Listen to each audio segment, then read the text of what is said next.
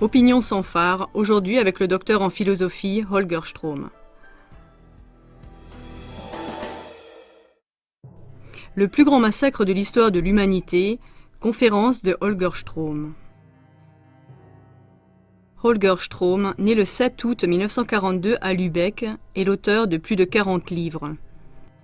Il s'est fait connaître par ses ouvrages spécialisés au sujet des dangers de l'énergie nucléaire et de la sécurité des centrales nucléaires.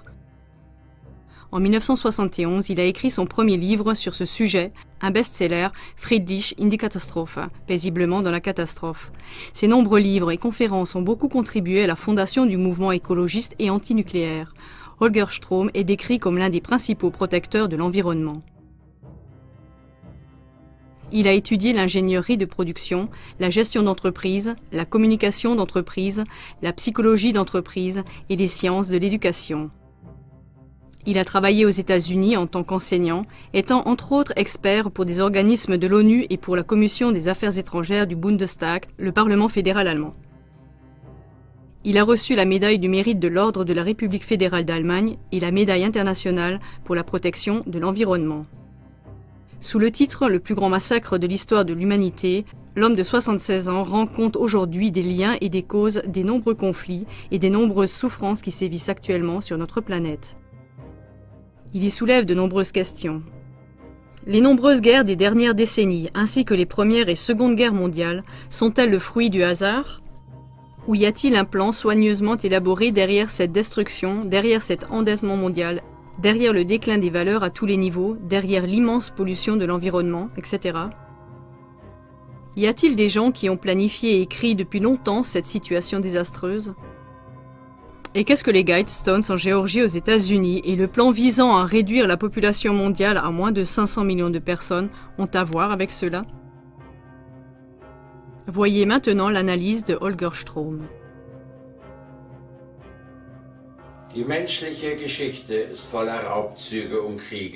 L'histoire de l'humanité est pleine de pillages et de guerres. Et au Moyen Âge et à l'époque coloniale, des pays entiers ont été anéantis et pillés.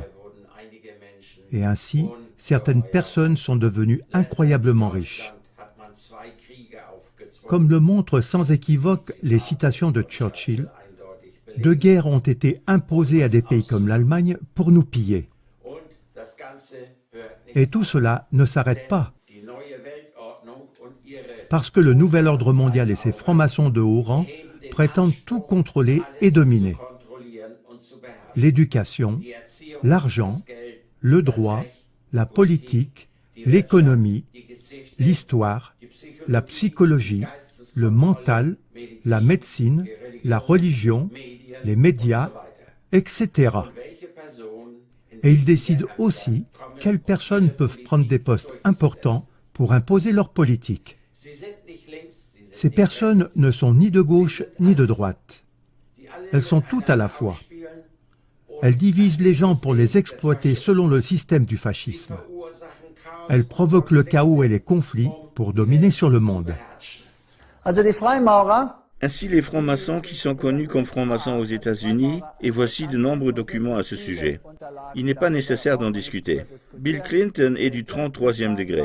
Newt Gingrich, Bob Dole, Jack Camp, Storm Thurmond, Colin Powell, Jesse Helms, Barry Goldwater, Al Gore et.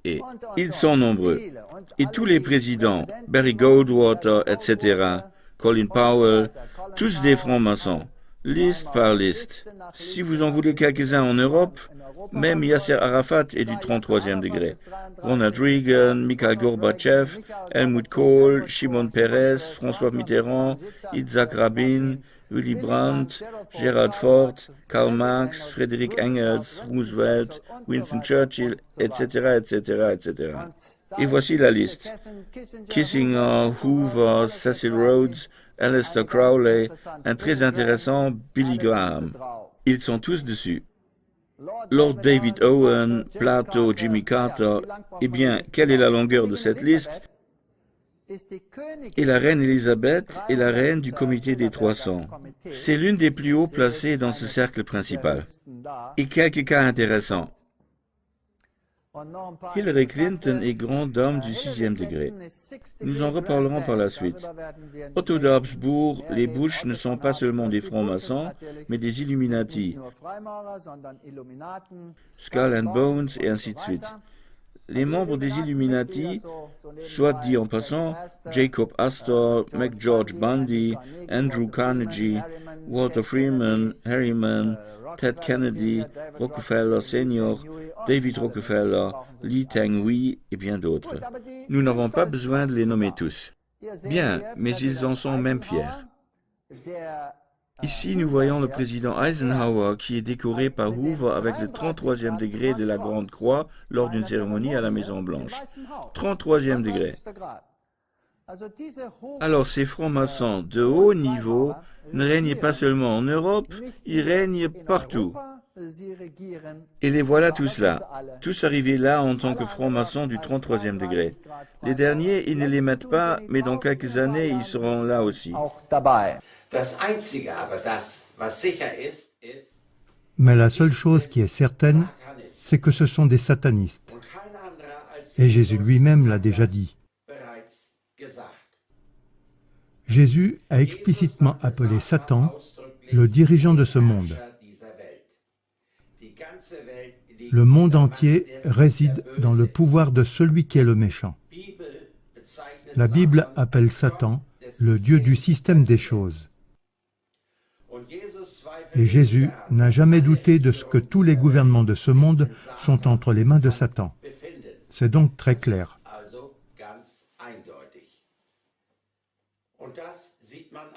Et vous pouvez le voir sur ce qu'on appelle les Guidestones en Géorgie. Il s'agit de 10 dalles de granit d'une hauteur de 7 mètres et d'un poids de plus de 120 tonnes. Au centre se trouve une plaque, autour de laquelle se regroupent 4 autres plaques en forme d'étoiles, qui sont alignées d'après le Soleil et la Lune et certaines étoiles. Sur celles-ci se trouvent les 10 commandements du nouvel ordre mondial en 8 langues modernes et 4 anciennes. On prétend que les choses écrites sont inoffensives. Ça en donne l'impression, du moins si on le lit avec la raison. Mais si on regarde plus loin, on ne peut être qu'horrifié. La publication des Guidestones, 1980, 322, contient le texte suivant. Maintenez l'humanité en dessous de 500 millions de personnes en harmonie constante avec la nature. Nous sommes aujourd'hui déjà 7 à 8 milliards de personnes sur Terre. Personne ne sait exactement, et les chiffres sont obsolètes. Nous sommes probablement 7,5 milliards. Cela signifie que 7 milliards de personnes, soit 94% de la population, doivent disparaître. C'est toi et moi. Mais ces messieurs qui sont aux commandes n'en font pas partie, bien sûr. Le deuxième commandement est le suivant. Orienter intelligemment la reproduction en améliorant les capacités physiques et la diversité. Et c'est ainsi de suite. Le tout est clairement un texte du nouvel ordre mondial. En fait, une œuvre d'art, mais une œuvre d'art satanique. Le nombre fondateur l'indique également, à savoir le nombre 322, qui est le code de reconnaissance de Skull and Bones, une loge satanique dans laquelle se trouvaient et se trouvent entre autres des présidents américains. Et 3 fois 22 font 66, donc le nombre kabbalistique pour le diable. De plus, il y a beaucoup de messages cachés sur ce monument occulte. Dans ces 3 volumes, Elizabeth Roth, professeur, écrit quelque chose qui est intéressant. Cet extrait provient de 2 de ces volumes, à savoir dans le plan secret. Le manuel des Guidestones, là, elle dit entre autres, « Nous mettrons en place un système monétaire qui les fera prisonniers pour toujours et qui mettra leurs enfants en faute et en dette. Nous concentrerons leur attention sur l'argent et les biens matériels, afin que beaucoup ne se connectent jamais à leur moi intérieur. Nous utiliserons des métaux mous, des accélérateurs de vieillissement et des tranquillisants dans les aliments et l'eau, et aussi dans l'air. Les métaux les mèneront à ce qu'ils perdent leur intelligence. Il s'agit donc de l'aluminium, du cuivre, etc., à travers les chemtrails. Nous promettons de trouver un antidote dans nos nombreux domaines, et nous les nourrirons avec plus de poison. Les toxines seront absorbées par leur peau et leur bouche, détruisant leur cerveau et leur système reproducteur. Les toxines seront cachées dans tout ce qui les entoure, dans ce qu'ils boivent, mangent, respirent et portent. Avec des images amusantes et des musiques, on leur apprendra que les poisons sont bons. Lorsque les femmes accoucheront, nous injecterons des toxines dans le sang de leurs enfants et nous les convaincrons que c'est pour les aider. On commencera le plus tôt possible quand leurs cerveaux seront encore jeunes. Nous prendrons leurs enfants avec ce qu'ils aiment, le sucré. Quand leur capacité d'apprendre aura été réduite, nous créerons des médicaments qui les rendront encore plus malades et qui causeront d'autres maladies, pour lesquelles nous créerons encore plus de médicaments. Nous utiliserons notre pouvoir pour les rendre dociles et faibles. Ils grandiront en étant déprimés, lents et en surpoids. Nous les distrairons avec l'impudicité, les plaisirs et les jeux. Ils feront ce que nous leur dirons.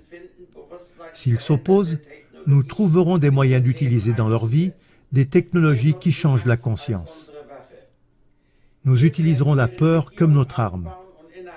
Nous construirons leur gouvernement en établissant des animosités en leur sein. Nous aurons les deux côtés. Ils feront le travail pour nous et nous prospérerons grâce à leurs dettes et leur dur labeur. Si ça nous plaît, nous les ferons s'entretuer. Nous contrôlerons tous leurs aspects de leur vie et leur dirons quoi et comment penser. Ils seront occupés à s'entretuer jusqu'à ce que notre but ultime soit atteint. Nous continuerons à les faire vivre dans la peur et la colère par rapport à l'image et le son, et ainsi de suite. Comment cette réduction de la population se fera-t-elle? Ramener le nombre de personnes à 500 millions.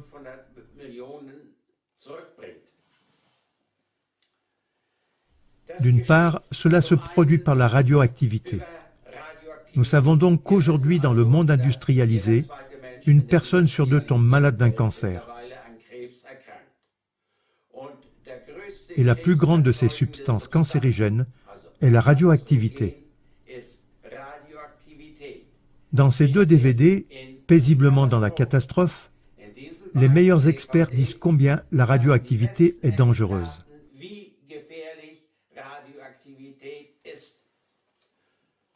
Le professeur John Goffman, qui était à la fois physicien et médecin et directeur du National Livermore Laboratory, un institut de recherche aux États-Unis et un employé de haut rang de la Commission Atomic Energy, était le principal chercheur en plutonium. Il a constaté qu'un seul kilogramme de plutonium pour réacteur suffit pour donner à des dizaines de milliards de personnes sur Terre leur dose mortelle pour avoir le cancer du poumon, si le plutonium est distribué de façon régulière et uniforme.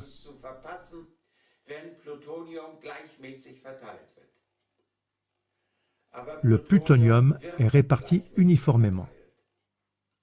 Il se diffuse lui-même car il s'oxyde lorsqu'il entre en contact avec l'air ou l'eau et il flotte comme une petite particule et il est inhalé ou pénètre dans le corps par les aliments. Et nous avons produit des centaines de tonnes de ce truc. Mais cela ne semblait pas suffisant, parce qu'apparemment, il faut beaucoup de temps avant que le cancer se déclare. Frieder Wagner a réalisé le film primé « Poussière de mort » d'Idly Dust.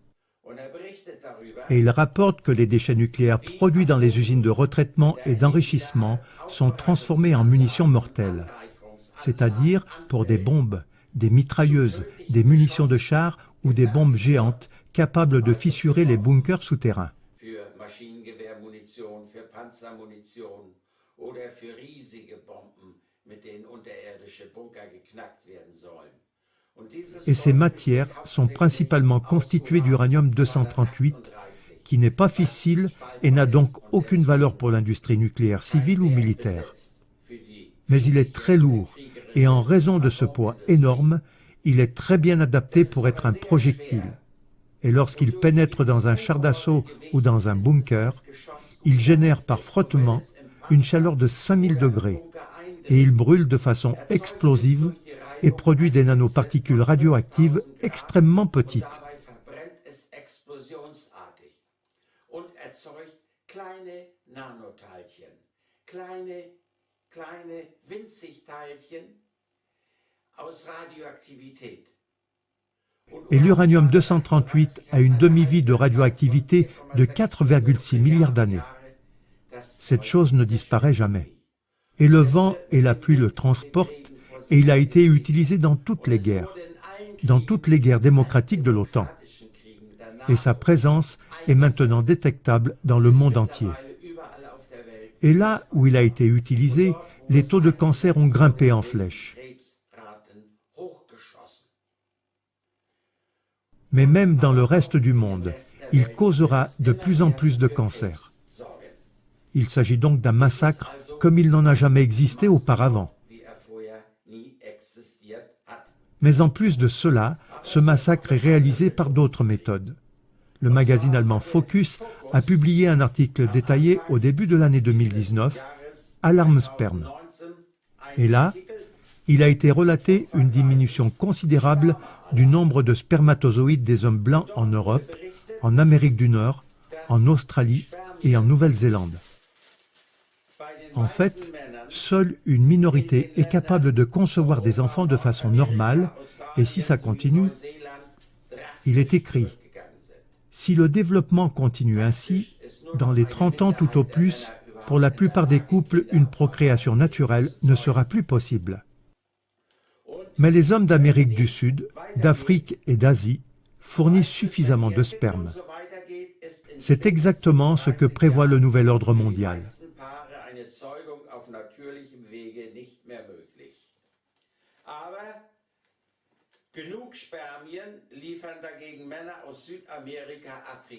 La race blanche doit être remplacée par une race mixte négroïde. C'est ce qui a été fait.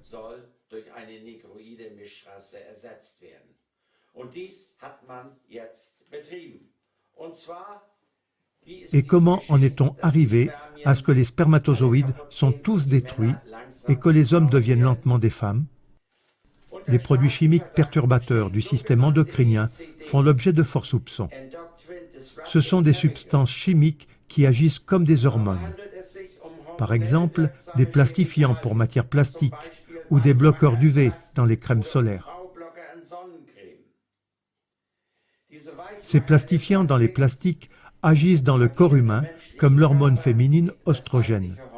Et nous savons que tous les aliments sont emballés dans ces films plastiques et qu'à partir de cet emballage, de ce film de plastique ou des bouteilles en plastique, ces substances entrent dans la composition des aliments, des médicaments, des cosmétiques, des jouets, des textiles, etc. Nous les absorbons avec la nourriture, l'eau et l'air. Et le corps des hommes devient de plus en plus efféminé et leur fertilité disparaît, selon Focus, qui souligne que c'est un danger énorme, car la reproduction n'est plus possible.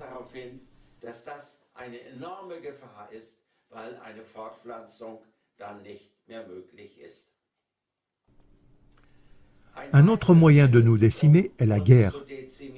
Actuellement, les guerres sont à nouveau propagées. Les guerres de Corée, d'Indochine, d'Afghanistan, d'Irak, de Libye, de Syrie, etc. ont coûté la vie à des millions de personnes et dévasté leur pays. À l'heure actuelle, il existe une menace de guerre froide entre l'OTAN et la Russie. Il en résulte une course aux armements et une intense propagande de guerre. Les médias et les journalistes sonnent l'appel à la guerre. Les gouvernements et leurs services secrets se livrent à des manœuvres trompeuses et à des campagnes de diffamation.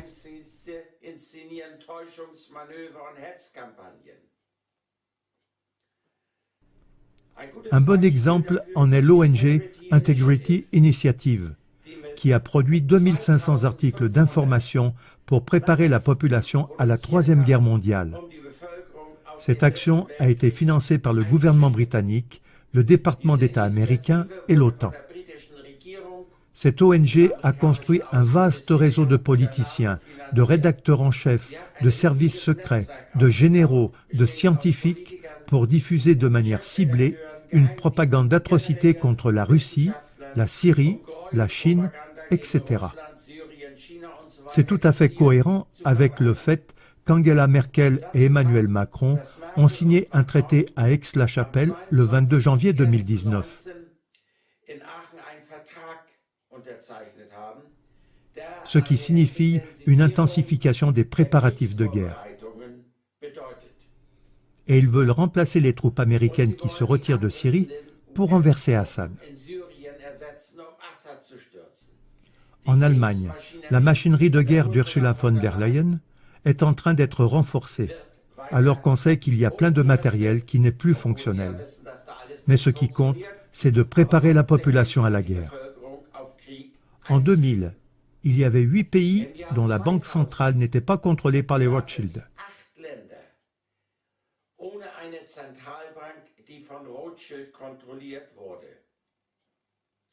Aujourd'hui, il n'y en a plus que 4. Ces 8 pays étaient l'Afghanistan, l'Iran, le Soudan, le Liban, Cuba, la Corée du Nord, l'Irak, la Syrie. Nous savons qu'il y a eu la guerre dans 4 de ces pays. Et depuis, Rothschild contrôle leur banque centrale. Il manque encore Cuba, la Corée du Nord, l'Iran, la Syrie. Mais ils y travaillent aussi. Déjà en 1871, les 3 guerres mondiales ont été prédites dans tous leurs détails, à savoir par Albert Pike, un franc-maçon de haut grade.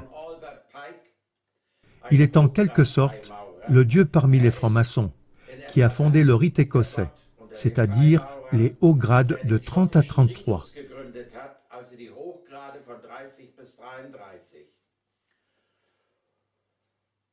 Et en 1871, il a écrit une lettre à Mazzini, qui était le chef des Illuminati, dans laquelle il prédit les 3 guerres mondiales et décrit exactement ce qui allait se passer.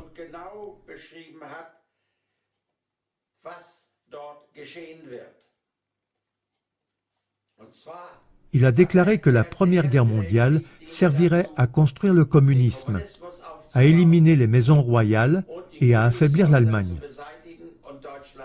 La Seconde Guerre mondiale a été menée pour détruire l'Allemagne, pour punir les Russes, pour tuer les Juifs, afin de pouvoir obtenir Israël. Et la Troisième Guerre mondiale, selon ce qu'il a prédit, se déroulerait entre Israël et ses voisins islamistes et s'étendrait de là au monde entier, provoquant des horreurs si horribles et si terribles que l'humanité, choquée par ces terribles événements, se soumettrait alors à la dictature du nouvel ordre mondial.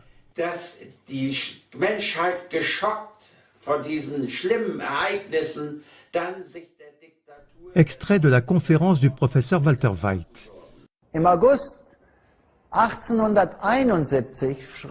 En août 1871, Albert Pike a écrit une lettre à Mazzini dans laquelle il explique le plan de ce qui doit se passer dans ce monde. Quelles guerres doivent venir jusqu'à ce que nous ayons finalement ce gouvernement mondial unique et que nous ayons finalement détruit le protestantisme. Super, c'est donc une guerre contre le Christ. Que s'est-il passé après la Seconde Guerre mondiale? C'est exactement ça qui est arrivé. Et puis, une Troisième Guerre mondiale. Nous ne l'avons pas encore, mais ce qui se passe dans le monde semble intéressant. Elle est censée se produire au Moyen-Orient, et elle est censurée être une guerre entre le judaïsme et l'islam. Et elle se répandra partout dans le monde. Et cette guerre entre musulmans et juifs est censée provoquer la bataille d'Armageddon. Albert Pike explique ensuite un peu plus cela et écrit dans une autre lettre comment cela devrait se passer. Nous voulons d'abord établir les nihilistes et les athées, c'est-à-dire ce système communiste athée, et ensuite nous voulons provoquer un cataclysme, une guerre et une souffrance si terribles qu'on n'a jamais vu cela auparavant. La Première et la Seconde Guerre mondiale étaient exactement comme ça. Et à la fin, nous voulons montrer aux gens ce que l'athéisme absolu peut réellement accomplir. Il devrait y avoir un bain de sang. Et à la fin, cet athéisme et le christianisme seront vaincus en même temps, et la doctrine pure de Lucifer, avec l'anéantissement du christianisme et de l'athéisme, sera réalisée en même temps.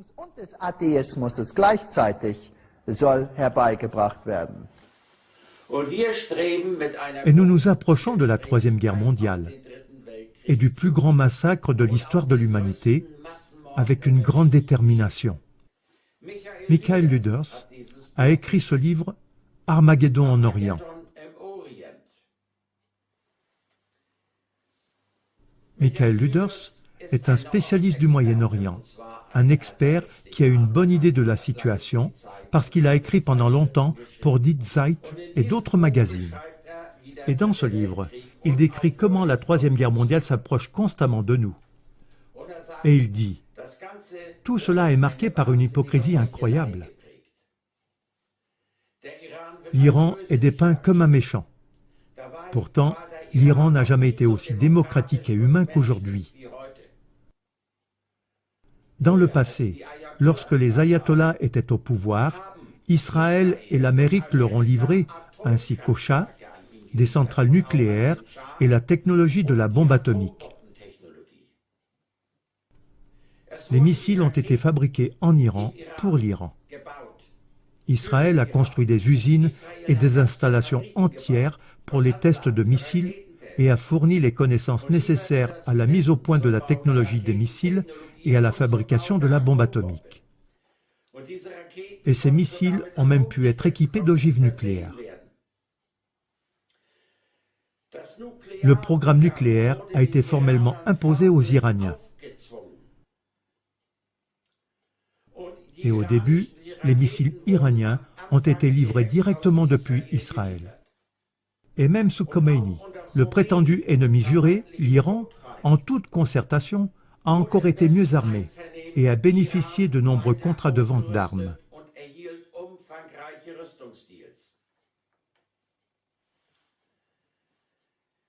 En 1980, Reagan et les dirigeants de la CIA, George Bush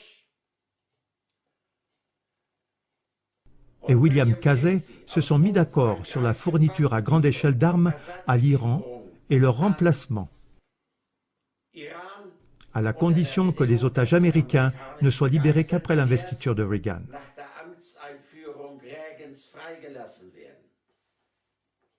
Pendant la guerre entre l'Irak et l'Iran, Washington a fourni des armes aux deux parties, au profit de l'industrie américaine de l'armement. Et bien que les États-Unis aient imposé en 1984 un embargo officiel contre l'Iran sur les armes, le régime de Khomeini a reçu d'Israël et des États-Unis plus de 80% de ces armes. Yitzhak Rabin a même déclaré l'Iran meilleur ami d'Israël en 1987. Les États-Unis ont également vendu leurs armes à Oussama Ben Laden, dont les talibans, Al-Qaïda et l'OI sont issus. Ces organisations terroristes n'existeraient pas sans le soutien américain. D'abord, on a créé des problèmes et ensuite, en prétendant chercher à les résoudre, de nouveaux problèmes ont été créés et de nouvelles crises ont éclaté. C'est un cercle vicieux qui exige le démantèlement des droits démocratiques et le contrôle strict de sa propre population.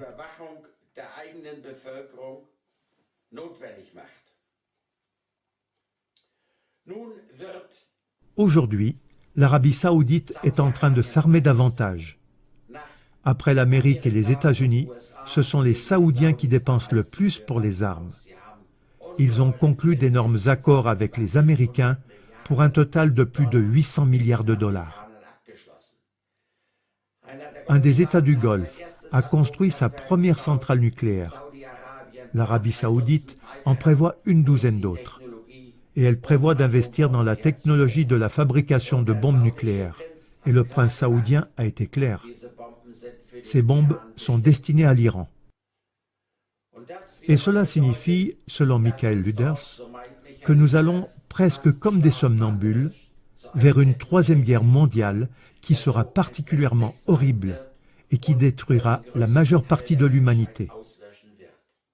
Mais on voit que ces guerres sont planifiées, préparées et menées de façon assez systématique. C'est une folie.